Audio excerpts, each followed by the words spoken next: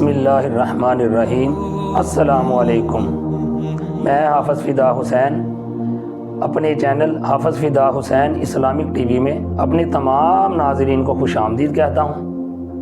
آج میں جس موضوع پر بات کروں گا، قرآن مجید کے عجائبات میں سے جس واقعے کو بیان کرنے کا شرف حاصل ہوا ہے، انشاءاللہ تعالی وہ بات ہوگی تخلیق اماں حوا سلام اللہ علیہا، کہ اللہ تبارک و تعالیٰ نے اماں حوا سلام اللہ علیہا کو کیسے تخلیق فرمایا، کیسے پیدا فرمایا اور کب پیدا فرمایا، اس کے بارے میں بات ہوگی۔ لیکن اپنا واقعہ بیان کرنے سے پہلے، تخلیق اماں حوا سلام اللہ علیہا یہ بیان کرنے سے پہلے میں اپنے ناظرین سے ریکویسٹ کرنا چاہتا ہوں، جو نئے آنے والے ناظرین ہیں، کہ میرے چینل کو سبسکرائب کر دیں اور بیل آئیکن کو دبا دیں، لائک بھی کر دیا کریں، شیئر بھی کر دیا کریں، تاکہ آنے والی جو ویڈیو ہے وہ آپ تک بآسانی پہنچ سکے۔ اچھا، جو میں واقعہ بیان کرتا ہوں یہ کوئی کسی اور کہانیاں نہیں ہوتی، یہ اللہ تبارک و تعالیٰ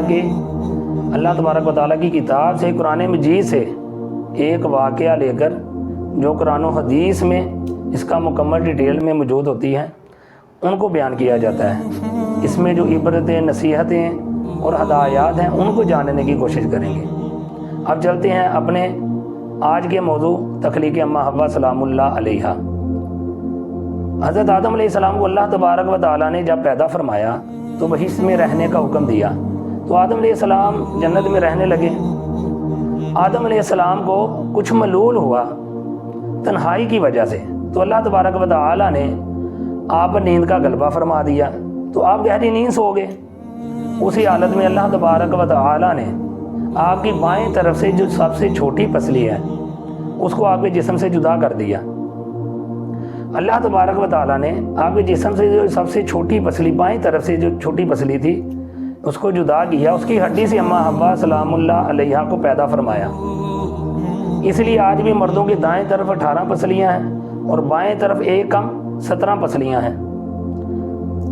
اللہ تبارک و تعالیٰ نے جب آدم علیہ السلام کا یہ جو معاملہ ہوا پیدا فرمانے کا اماں حوا کا، تو آدم علیہ السلام کو نہ تکلیف ہوئی بلکہ آپ کو احساس بھی نہیں ہوا کہ آپ کے جسم سے ایک پسلی جدا کر دی گئی ہے۔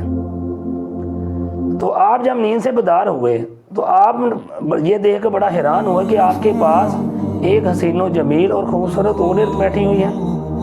تو آپ نے اس سے پوچھا کہ آپ کون ہیں اور یہاں پر کیوں آئی ہیں؟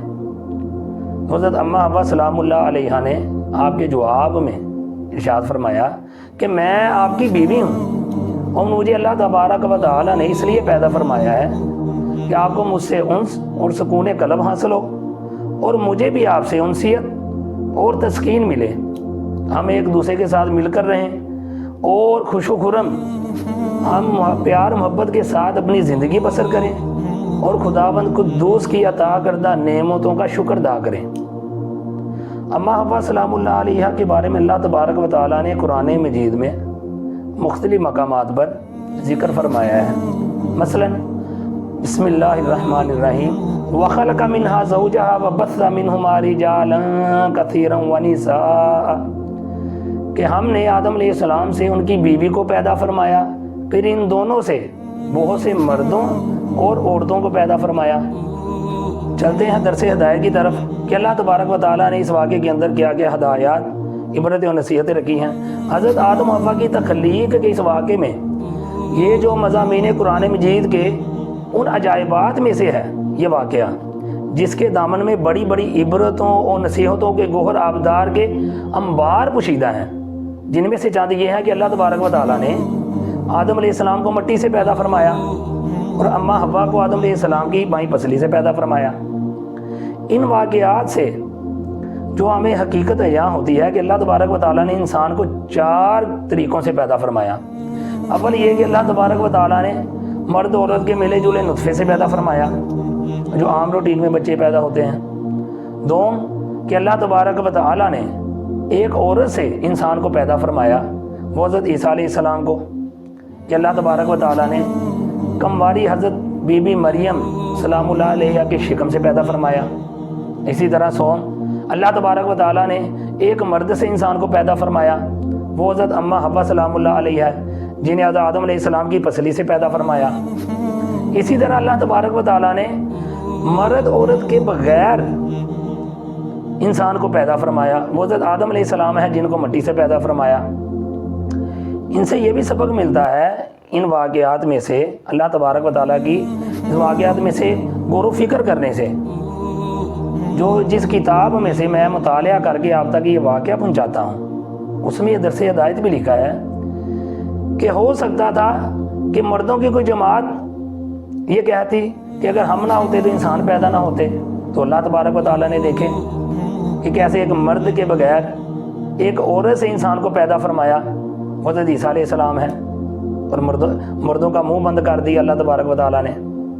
اسی طرح دیکھیں عورتوں کی جماعت اس بات پر ناز کرتی کہ اگر ہم نہ ہوتی تو انسان پیدا نہ ہوتے، تو اللہ تبارک و تعالیٰ نے عورت کے بغیر انسان کو پیدا فرما کر دکھایا، عورت کے بغیر آدم علیہ السلام سے اماں حوا سلام اللہ علیہ کو پیدا فرمایا ان کی پسلی سے۔ اسی طرح دیکھیں کہ مرد اور عورتوں کی جماعت اکٹھی ہو کر یہ ناز و فخر کرتی کہ اگر ہم دونوں نہ ہوتے تو انسان پیدا نہ ہو سکتا تھا، تو اللہ تبارک و تعالیٰ نے دیکھیں مرد و عورت کے بغیر حضرت آدم علیہ السلام کو مٹی سے پیدا فرمایا، تو مرد و عورت دونوں کا منہ بند کر دیا۔ یہ دیکھ لیں اس واقعے میں بہت سی آپ خود بھی جو ہے نا غور و فکر کر کے بہت سی ہدایات نصیحتیں نکال سکتے ہیں۔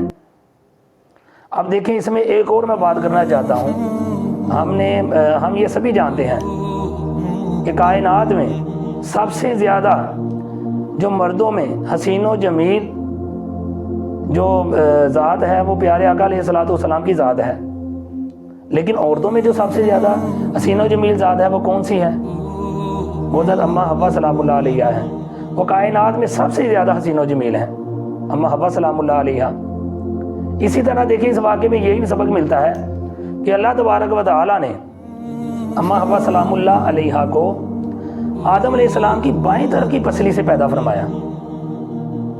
جو بائیں طرف دل ہوتا ہے، دل کے قریب کی ہڈی سے پیدا فرمایا اللہ تبارک۔ یہاں پہ خاص طور پہ میاں بیوی کا ذکر ہے، اللہ تعالیٰ نے ارشاد فرمایا وَخَلَقَ مِنْهَا زَوْجَهَا کہ آدم علیہ السلام سے ان کی بیوی کو پیدا فرمایا۔ یہاں میاں بیوی کے لیے بہت سی نصیحتیں ہیں، اور اماں حوا سلام اللہ علیہ نے بھی جب آدم علیہ السلام سے یہ گفتگو کی تو آپ نے فرمایا کہ ہم مل جل کر آپس میں پیار محبت کے ساتھ زندگی بسر کریں۔ اور یہاں پہ جو اماں حوا سلام اللہ علیہ نے جو آخری جملہ ارشاد فرمایا کہ ہم مل جل کر اللہ تبارک و تعالیٰ کی نعمتوں کا شکر ادا کرتے رہیں، یہ خاص طور پہ جملہ، اس میں جو میں نے غور و فکر کیا ہے، کوشش کی ہے، جو اللہ تبارک و تعالیٰ نے علم عطا فرمایا، کتابوں سے پڑھا ہے، علماء کرام کی محفل میں بیٹھ کے یہ سنا ہے کہ اللہ تبارک و تعالیٰ نے جو شکر ادا کرنے کا حکم عطا فرمایا ہے اس میں بہت سی نعمتیں شامل ہیں، اس کے بڑے کمالات ہیں۔ اللہ تبارک و تعالیٰ کو یہ بڑا پسند ہے عمل، اللہ تبارک و تعالیٰ کا ہر وقت شکر ادا کرتے رہنا یہ اللہ تبارک و تعالیٰ کو بڑا پسند ہے۔ جیسے اللہ تبارک و تعالیٰ نے ناشکری سے منع فرمایا ہے، قرآن مجید کے اندر دوسرا سپارہ ہے جس میں اللہ تبارک و تعالیٰ نے ارشاد فرمایا سورہ بقرہ بسم اللہ الرحمن الرحیم فاذکرونی اذکرکم واشکروا لی ولا تکفرون کہ تم میرا ذکر کرو میں تمہارا چرچا کروں گا، تم میرا شکر ادا کرو اور میری ناشکری سے بچو، یعنی ناشکری سے اللہ تبارک و تعالیٰ نے ہمیں منع فرمایا ہے۔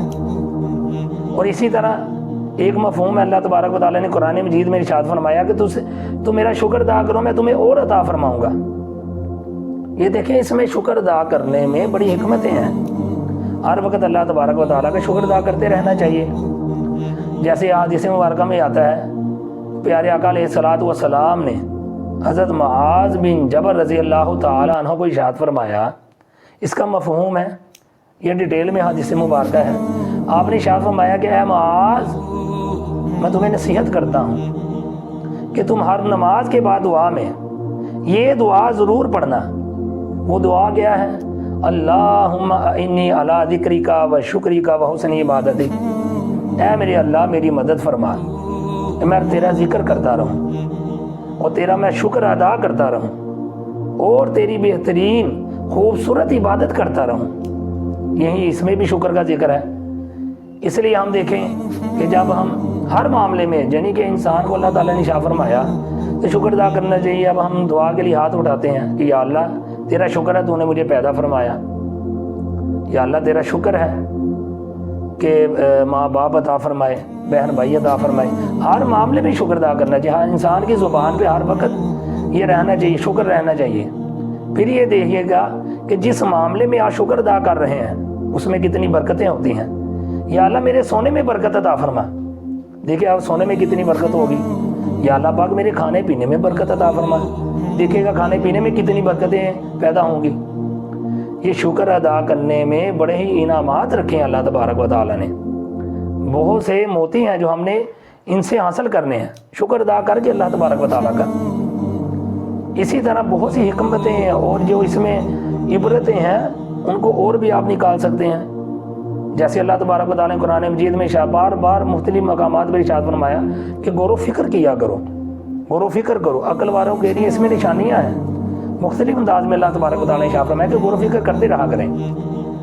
تو میں اس لیے اپنے ناظرین سے ریکویسٹ کرتا ہوں کہ میری ویڈیو کو پورا دیکھا کریں، مکمل دیکھا کریں، کہ اس کے اندر مکمل سننے کے بعد جو اس کا درس ہدایت ہوتا ہے اسے ہمارے علم میں اضافہ ہو، اور اس میں جو درس ہدایت ہے اس کو سمجھ کر اپنی زندگی میں شامل کر کے اپنی اصلاح کر سکیں۔